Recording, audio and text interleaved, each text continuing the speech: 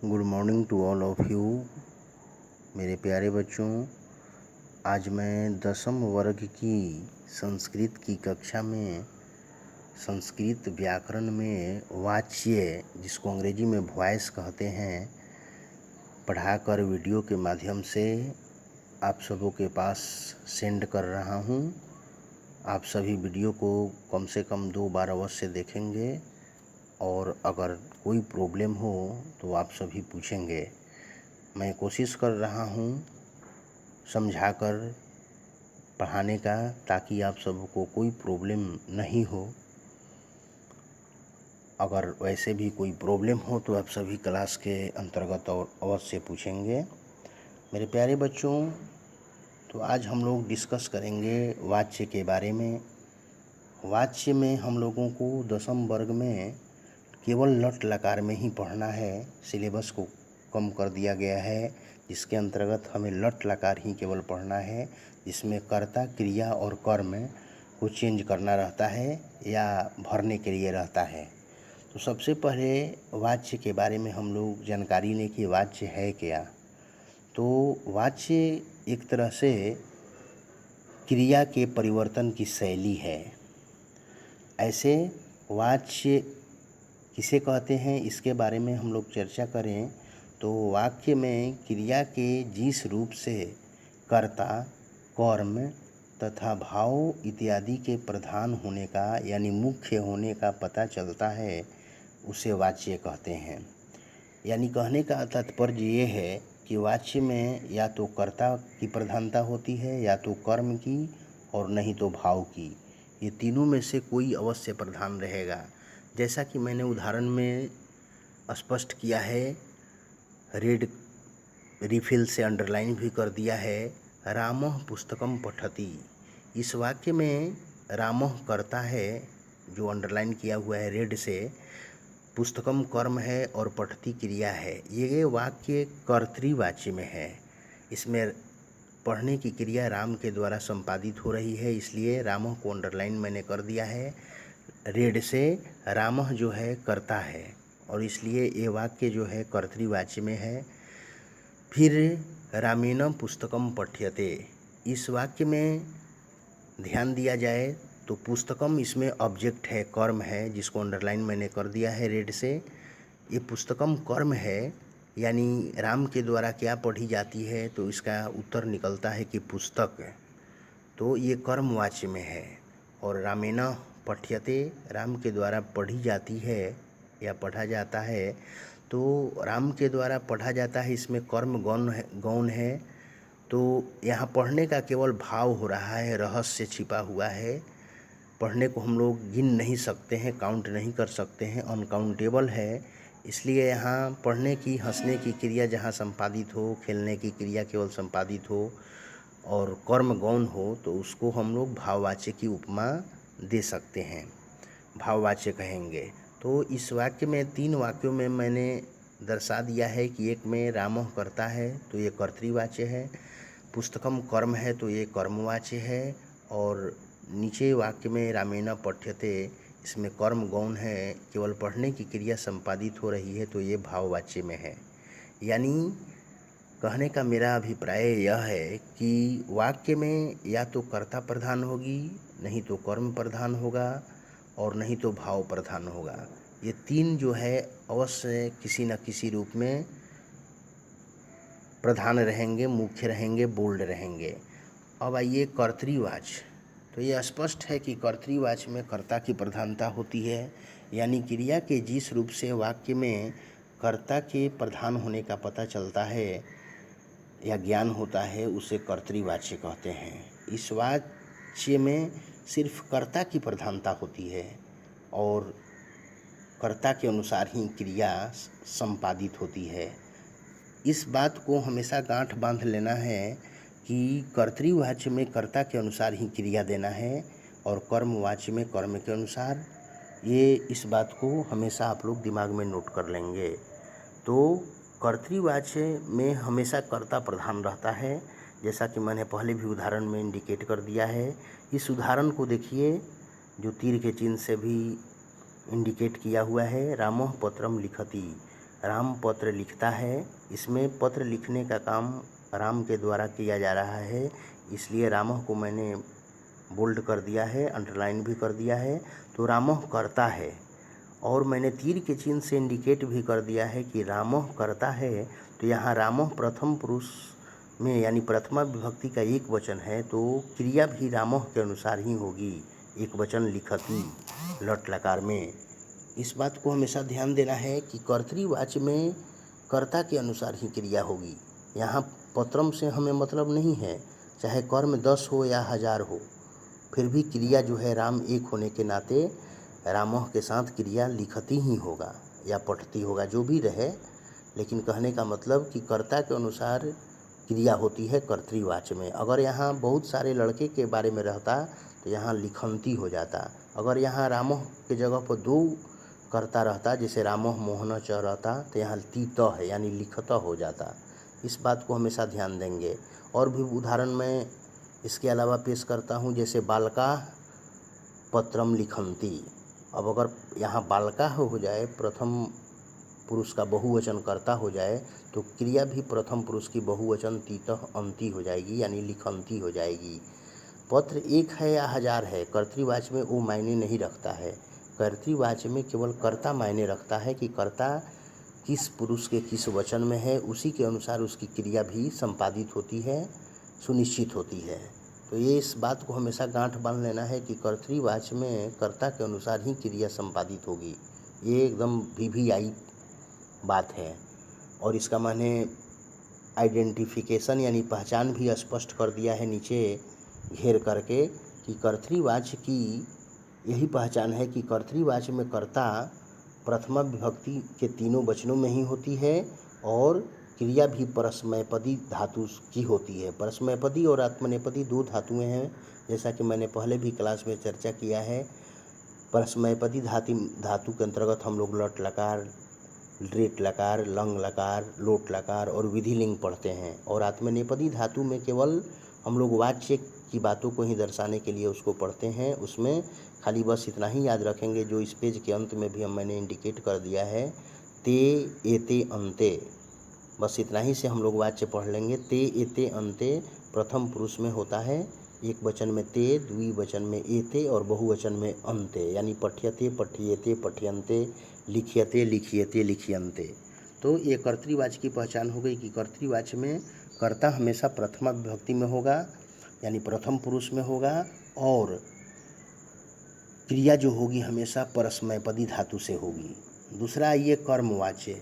कर्मवाच्य में कर्म प्रधान होता है, तो परिभाषा बोलने से ही पता चल जा रहा है, लेकिन मैंने परिभाषा लिख दिया है कि क्रिया के जिस रूप से वाक्य में कर्म के प्रधान होने का पता चलता है उसे कर्मवाच्य कहते हैं। यानी कर्मवाच्य का सबसे बड़ा पहचान यही है कि हमेशा कर्ता इसमें तृतीया विभक्ति में हो जाती है। बात को घुमा करके कहने के लिए कर्ता तृतीया में कर दिया जाता है, और यहाँ कर्म प्रधान हो जाता है, और कर्म के अनुसार इसमें क्रिया होती है। इसमें कर्ता 1000 है या 1 है उससे मतलब नहीं रह जाता है, इसमें कर्म से हमें मतलब रहता है। जैसा कि उदाहरण में इंडिकेट किया गया है कि रामेण पुस्तकम पठ्यते। अब राम ही पुस्तक पढ़ रहा है, कोई दूसरा नहीं पढ़ रहा है, लेकिन डायरेक्ट नहीं कहा जा रहा है कि राम पुस्तक पढ़ता है, राम के द्वारा पुस्तक पढ़ी जाती है। इसका मतलब ये हो गया, बात को घुमा करके कहा गया, बात को मोड़ दिया गया है कि राम के द्वारा पुस्तक पढ़ी जाती है। तो यहाँ प्रश्न अगर किया जाए कि राम के द्वारा क्या पढ़ी जाती है, तो आंसर आता है कि पुस्तक पढ़ी जाती है। तो पुस्तक इसमें ऑब्जेक्ट है, कर्म है वाक्य में, तो यहाँ कर्म प्रधान है, यानी क्या पढ़ी जाती है, तो पुस्तक पढ़ी जाती है। पुस्तक कर्म है, इंडिकेट भी मैंने कर दिया है रेड से। तो पुस्तकम कर्म है, तो अब यहाँ कर्म के अनुसार क्रिया एते होगी यानी पठ्यते। अब यहाँ अगर कर्ता 1000 ही क्यों न हो जाए बहुवचन में, लेकिन क्रिया हमेशा एक ही वचन में रहेगी, क्योंकि यहाँ पुस्तकम एक वचन में है, पुस्तक एक है इसलिए एक वचन में पठ्यते है। यहाँ कर्म के अनुसार क्रिया हो रही है। मैंने लिख भी दिया है कि क्रिया एक वचन है आत्मनेपदी में, और क्रिया और कर्मवाच्य का नीचे भी मैंने आइडेंटिफिकेशन इसका लिख दिया है कि कर्मवाच्य में कर्म के अनुसार क्रिया होती है और क्रिया आत्मनेपदी हो जाती है, अब परस्मैपदी नहीं रह जाती है। कर्मवाच्य में क्रिया आत्मनेपदी हो जाएगी। यहाँ पठ्यते जो है एक वचन में आत्मनेपदी धातु का लट लकार में प्रथम पुरुष का एक वचन है। रामेण पुस्तकम पठ्यते, यहाँ पुस्तक के अनुसार पठ्यते दिया हुआ है, यानी राम के द्वारा पुस्तक पढ़ी जाती है। पुस्तकम कर्म है और पठ्यते पुस्तकम के अनुसार दिया हुआ है। फिर उदाहरण में मैंने पेश कर दिया है कि रामेण पुस्तकम के जगह पर द्विवचन हो गया पुस्तके, तो जब यहाँ कर्म द्विवचन हो गया तो कर्म के अनुसार क्रिया भी द्विवचन हो जाएगी, यानी ते के जगह पर एते लग गया। यानी रामेण, रामे के द्वारा पुस्तक पढ़ी जाती है, लेकिन दो पुस्तकें पढ़ी जाती है, तो यहाँ पुस्तकें कर्म दो है, तो दो पुस्तकों के अनुसार यहाँ पर ते के जगह पर एते लग गया है, यानी राम के द्वारा दो पुस्तकें पढ़ी जाती हैं। तो पुस्तकें द्विवचन में है, इसलिए पठ्यते क्रिया भी ते के जगह पर एते हो गया है। क्रिया भी यहाँ पर इंडिकेट करके लिख भी दिया है मैंने तीर के चिन्ह से लाल से कि द्विवचन है, क्रिया है आत्मनेपदी। और एक और बहुवचन में पेश किया है उदाहरण मैंने, रामेण पुस्तकानी। अब यहाँ पर पुस्तकम पुस्तके पुस्तकानी बहुवचन कर्म हो गया। क्या पढ़ी जा रही है? तो पुस्तकें राम ही के द्वारा पढ़ी जाती है, लेकिन इसमें कर्ता का कोई मूल नहीं है। कर्ता को गौण करके इसमें कर्म को बोल्ड कर दिया गया है इन तीनों वाक्यों में। तो पुस्तकानी बहुवचन है, तो यहाँ पर ते एते अन्ते, यानी क्रिया बहुवचन हो गई है, पुस्तकानी पठ्यन्ते, यानी राम के द्वारा बहुत सारी पुस्तकें पढ़ी जाती हैं। यहाँ पर मैंने इंडिकेट भी कर दिया है कि क्रिया बहुवचन हो गई आत्मनेपदी में। तो इस तरह से स्पष्ट है कि कर्मवाच्य में, कर्मवाच्य का पहचान यही है कि ये कर्मवाच्य में कर्ता तृतीया विभक्ति हो जाती है और क्रिया सदैव कर्म के अनुसार ही होती है और आत्मनेपदी धातु से होती है। ये स्पष्ट है, इस बात को हमेशा गांठ बांध लेना है, मैंने लिख भी दिया है। अब आइए भाववाच्य। वाक्य में क्रिया के जिस रूप से भाव यानी रहस्य के प्रधान होने का पता चलता है उसे भाववाच्य कहते हैं। जैसे रामेण हस्यते, यानी राम के द्वारा हंसा जाता है। हंसने को गिना नहीं जा सकता है, इसमें प्रायः जो है कर्म गौण ही रहता है। भाववाच्य में केवल राम के द्वारा हंसने का काम किया जा रहा है, जिसको हम गिन नहीं सकते। चाहे राम के जगह पर, यहाँ पर मैंने बहुवचन में भी एक उदाहरण पेश किया है, बालकई खेल्यते, यानी लड़कों के द्वारा खेला जाता है। यहाँ कर्ता बहुवचन है। भाववाच्य में भी कर्ता जो है तृतीया विभक्ति में ही होती है और क्रिया आत्मनेपदी ही होती है, लेकिन कर्म प्रायः गौण रहता है, इसलिए सदैव क्रिया जो है एक वचन ही होती है। जैसे यहाँ पर बहुत सारे लड़कों के द्वारा खेलने का काम किया जा रहा है, लेकिन खेलने को हम गिन नहीं सकते हैं, एक भाव हो रहा है लड़कों के द्वारा खेलने का, इसलिए बालकई होने के बावजूद भी, बहुवचन होने के बावजूद भी क्रिया एक वचन ही सुनिश्चित है यहाँ पर। और रामेण, राम के द्वारा, यानी राम के द्वारा भी एक वचन है, तो यहाँ भी क्रिया एक वचन में हंस्यते है, तो हंसने का भाव हो रहा है, इसमें खेलने का भाव हो रहा है। तो भाववाच्य का पहचान है कि भाववाच्य की पहचान यह है कि इसमें कर्ता हमेशा तृतीया विभक्ति तो होती ही है, लेकिन क्रिया सदैव जो है एक वचन में आत्मनेपदी धातु की होती है। और इस वाच्य में प्रायः कर्म गौण रहता है, यानी नहीं के बराबर रहता है। केवल क्रिया से भाव यानी रहस्य, जो मैंने रेड से लिख दिया है, का पता चलता है। अब नोट में मैंने 3 को लिख दिया है कि फिर उसको रिवीजन के रूप में लिख दिया है कि कर्तृवाच्य में कर्ता प्रधान होता है तथा कर्ता के अनुसार क्रिया होती है। और दूसरा नोट है कि कर्मवाच्य में कर्म की प्रधानता होती है, जैसा कि मैंने पढ़ाते वक्त भी डिफिनीशन में उसको विस्तार कर दिया है। कर्मवाच्य में कर्म की प्रधानता होती है और कर्म के अनुसार क्रिया सुनिश्चित होती है। भाववाच्य में कोई कर्म प्रायः नहीं होता तथा क्रिया प्रायः एक वचन में ही होती है, कारण कि इसमें हंसने, पढ़ने इत्यादि का भाव उत्पन्न होता है। और आत्मनेपदी धातु में मैंने सूत्र लिख दिया है ते एते अन्ते, इसी के द्वारा तीनों से हमारा काम चल जाएगा। पठ्यते पठ्यते पठ्यन्ते, उसी तरह से खेल्यते खेल्यते खेल्यन्ते, लिख्यते लिखियते लिखियन्ते। तो ये रहा वाच्य मेरे प्यारे बच्चों। तो इसमें वाच्य में हम लोगों को या तो कभी कर्ता भरना रहता है, या कभी कर्म भरना रहता है, या कभी क्रिया भरनी रहती है। ये 3 ही उलट पलट के हमें मिलेगा भरने को, बनाने को। या तो कर्तृवाच्य से कर्मवाच्य में चेंज करना रहेगा, अगर चेंज भी करना रहेगा तो ऑप्शनल ही रहेगा, कहीं से कर्ता हटा देगा, कहीं से कर्म हटा देगा, कहीं से क्रिया हटा देगा। और ये उलट पुलट के हमें समझ करके, अगर कर्ता नहीं रहता है तो समझना है कि तो वाक्य को पहले समझना है कि ये कर्तृवाच्य का है, कर्मवाच्य का है या भाववाच्य का है। जब हम वाच्य का सेंटेंस समझ लेंगे तो अगर कर्तृवाच्य है तो कर्ता के अनुसार क्रिया देंगे, अगर कर्ता नहीं है तो क्रिया दी रहेगी तो क्रिया से हम कर्ता समझ लेंगे बहुवचन, ब्रैकेट में इंडिकेट किया रहेगा। अगर कर्ता दिया है क्रिया नहीं दिया है तो कर्ता एक वचन द्विवचन बहुवचन के अनुसार क्रिया हम सुनिश्चित कर देंगे। जैसे बालक है तो पठती दे देंगे, अगर पठ रहेगा तो बालकऊ है तो पठतः दे देंगे, बालका है तो पठंती दे देंगे। कर्मवाच्य में वही बात है कि कर्मवाच्य में हमेशा जो है कर्ता को तृतीया विभक्ति में कर दिया जाता है, और अगर कर्तृवाच्य में कर्ता प्रथम पुरुष में है, एक वचन में है, तो कर्मवाच्य में भी एक वचन में होगा। अगर कर्ता कर्तृवाच्य में द्विवचन में है तो कर्मवाच्य में भी द्विवचन हो जाएगा। अगर कर्ता कर्तृवाच्य में बहुवचन है तो कर्मवाच्य में भी वो बहुवचन हो जाएगा, लेकिन तृतीया विभक्ति में हो जाएगा। तो ये 2-3 बात हमेशा जो है गांठ बांध लेना है कि कर्तृवाच्य में कर्ता के अनुसार क्रिया देंगे, कर्मवाच्य में कर्म के अनुसार क्रिया देंगे। कर्तृवाच्य में केवल कर्ता से मतलब रहता है, कर्म एक है या दो है या बहुवचन है उस पर ध्यान नहीं देना है।